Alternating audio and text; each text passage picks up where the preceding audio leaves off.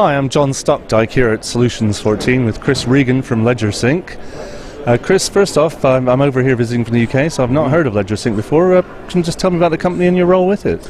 We are an advanced bank feed that's going to change the way data entry is done for QuickBooks Desktop, Sage, basically any kind of accounting software that accountants are using right now. Okay, and what's your role with the company? I'm the CEO and kind of the visionary of the company. My job is to come up with the new technologies and use my role as a CPA to influence the development of the software to where we're providing the right solution to accountants that are like me and so many others out there that are doing this kind of work. That's interesting things to hear a little bit more about your vision. What was it that kind of gave you the spark to set LedgerSync up? I was looking for a solution where I could get everything from the bank. The check images, the bank statements, the transactions, everything that I needed. I couldn't find it, and in frustration, instead of just saying it can't be done, I decided to hire developers and build it myself. Take it into my own hands a little bit. Okay, interesting. I mean, it's a little bit increasingly crowded market, but how are you kind of differentiating yourself from the other people offering the kind of cataloging, collecting? There are a couple of different companies out there that do what's similar to us, which is what I would call Bank Feed 1.0. LedgerSync is Bank Feed 2.0 because not just do we get the transactions, we get the check images, the bank statements, and we convert that data using intelligent processes like OCR to where you don't have to do any data entry at all. So for instance, if someone cuts a check, a traditional bank feed won't help you.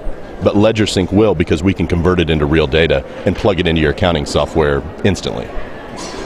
Okay, there is the possibility, of course, that you're cutting a lot of manual processes out of the sequence. But are you also cutting out opportunities for the accountants to sort of hold hands and talk to their clients, the sort of face-to-face thing that chasing phone calls give you? It was a concern for me because I have a CPA firm.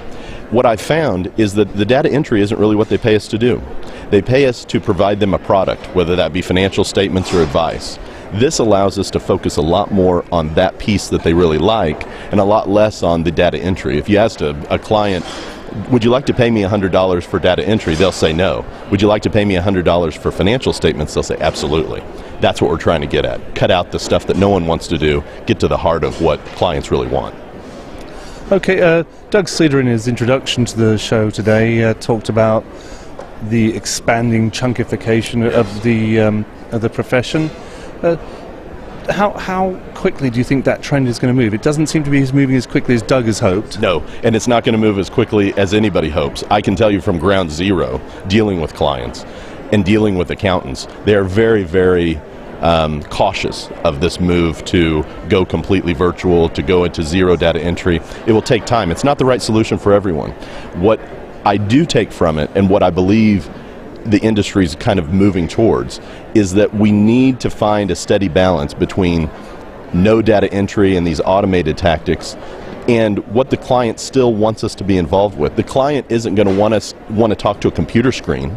You know, it's not going to ever get to the point where you talk to a virtual person about your accounting. So we really have to be careful about what we cut out and what we don't. We need to make sure we're pressing the flesh, basically, and doing the good work of accounting face-to-face and just getting rid of the stuff no one wants to do, which we believe is things like data entry and compliance.